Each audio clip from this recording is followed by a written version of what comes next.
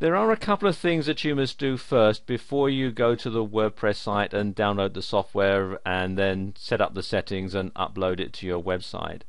Basically, you have to create a MySQL database for your blog, and you must create a user for that MySQL database. But it is actually quite a simple thing to do. If your web hosting package comes with cPanel, it's quite simple to do. Simply log into your control panel and scroll down to the bit that says Databases. Then click here where it says MySQL Database Wizard. Opens up this window, and then you need to give a new name to the database. The first part of the database will be set by your hosting company, so there'll be their name or your domain name and then a dash, and then you can enter your database. Let's call this Sam's blog and click on next step.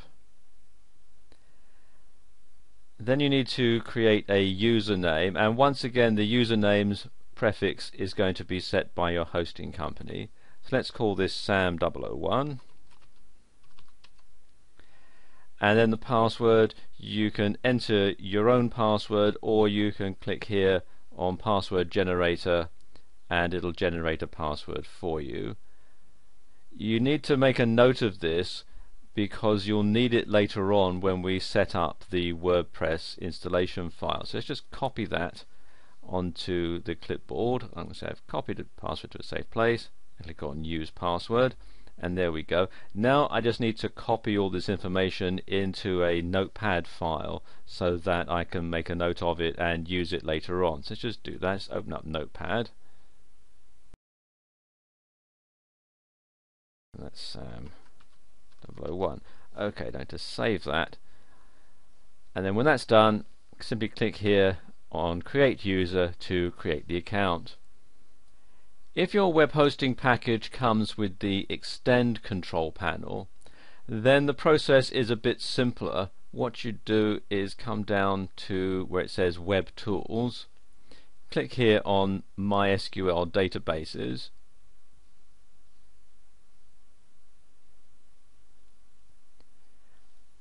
and with this what it does is it creates a database which has the same name as the actual username. So the database name and the username are the same, all bar the front part which will be set by the hosting provider. So if I create a username that says Sam001 and enter a password, you have to enter your own one here, and then click on Create. There we go, that database is created, and you can see I've just scrolled down a bit and it's giving it the prefix web156 username, password, and this will be the same for both. As I said, the username and password and database name rather will be exactly the same, so I would need to copy and paste that into the WordPress configuration file. If your hosting account comes with the Plesk Parallels panel, then the setup procedure is similar to that if you've got cPanel. You click here on Databases and then click Add New Database. Opens up this window. You type in the database name, again let's call this Sam's blog, and then click on OK, and there we go, the database has been created. Now I need to add a new database user, so click here on Add New Database User, and we add the username, so let's call that Sam001 again, and then you can put in the new password. You have to write it yourself here,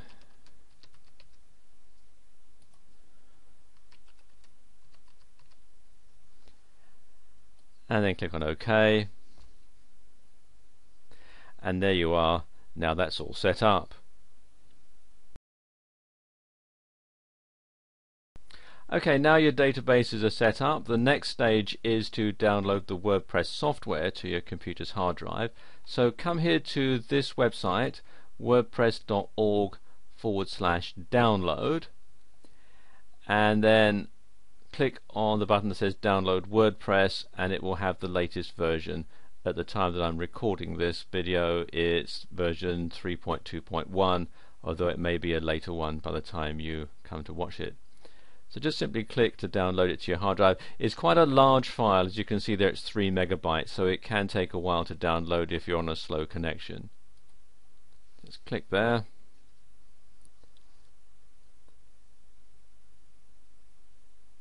This pop-up window opens, and make sure the Save File radio button is selected and click on OK.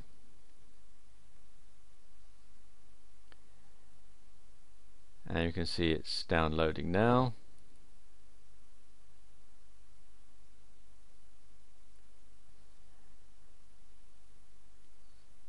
And there we are, that's finished. So all I need to do now is unzip it onto my computer's hard drive. And when it's unzipped, it'll look like this. It'll yield a directory called WordPress with these subdirectories and all these PHP files. Okay, first thing you have to do to set this up is to rename this file here. This says wp-config-sample.php, and you want to rename that just wp-config.php. You want to drop the sample bit. And then you want to open it using a program like Notepad or something like that. So just double click on that. I've got it associated to open up with Notepad. And you can see this is the PHP code for the file, the installation file. And you need to make a couple of changes.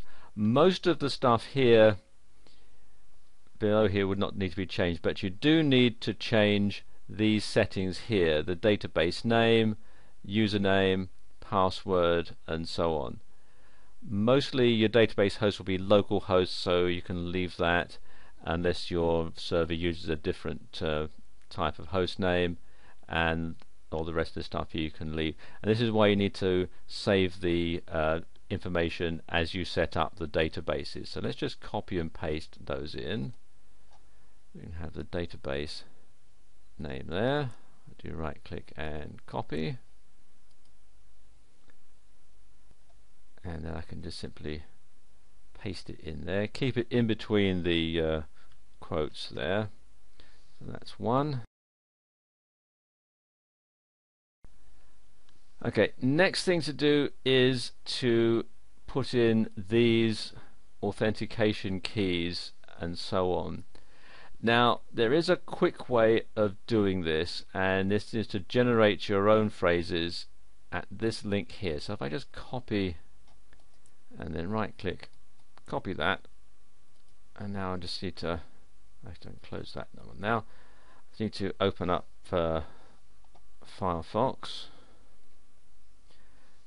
and then I can simply paste this in to the address bar,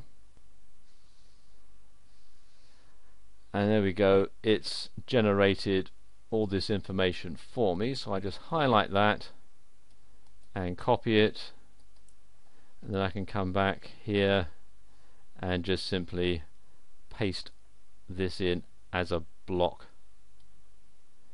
in here like that, and there we go, that's all done. You don't need to change anything else at all.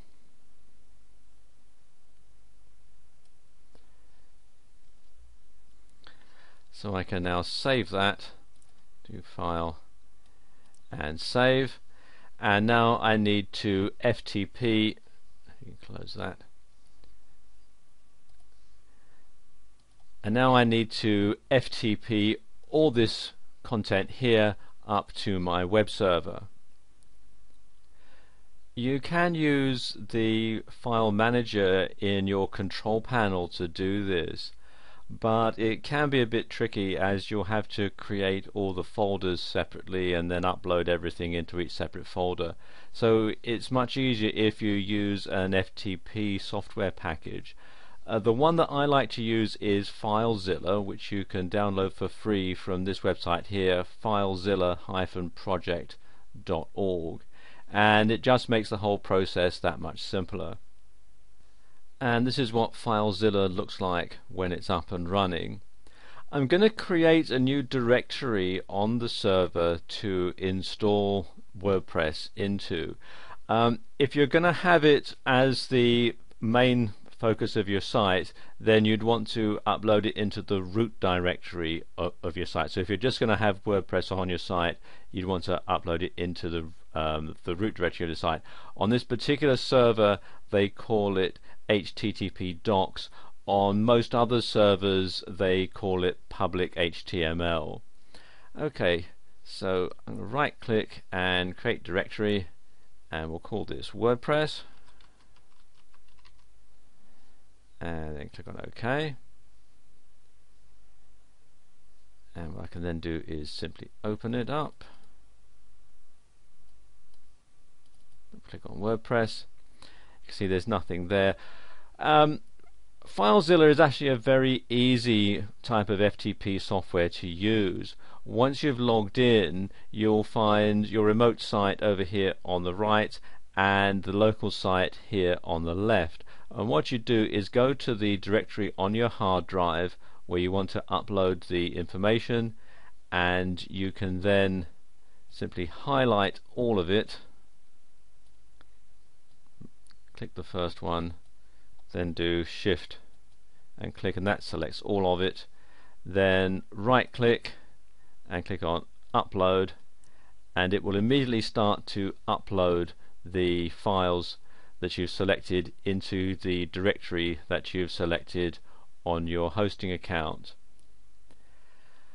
Okay, as you can see, there are 933 files to be transferred. It's going to take a while to do this, so what I'm going to do now is just pause the video and then come back to it when everything has been uploaded. And there we go, everything's uploaded. Exactly how long this will take will depend a lot on the speed of your internet connection. If you have a super fast broadband, it'll only take a few minutes. On regular broadband, it can take about 15 to 20 minutes.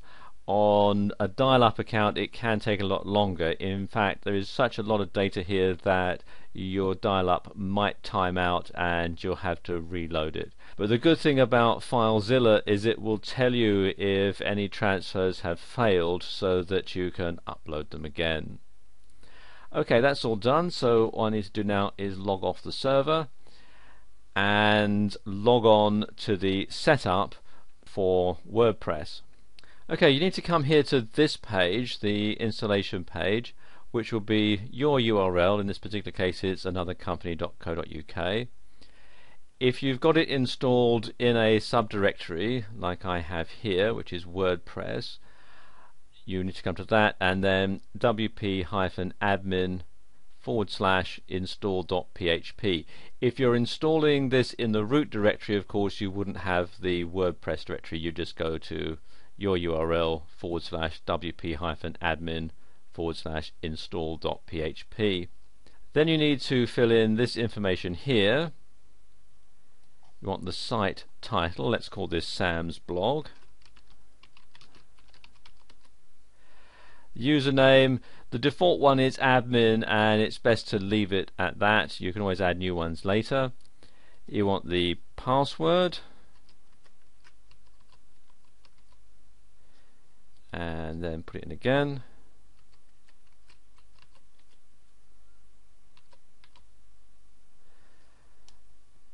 Your email address,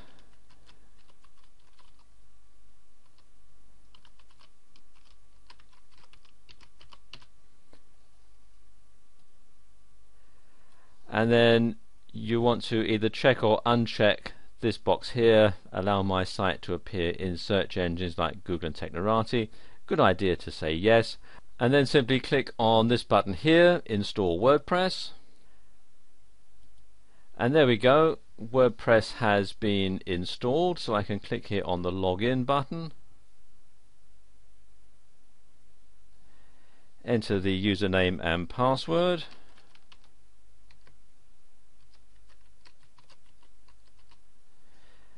and click on login, and there we are, it's all set up. And if I log out again and just go to the main site here, there we go, there's the blog all installed. So there you go, that's how you can install WordPress manually if you don't have the luxury of an auto install script. So it's not all that difficult really.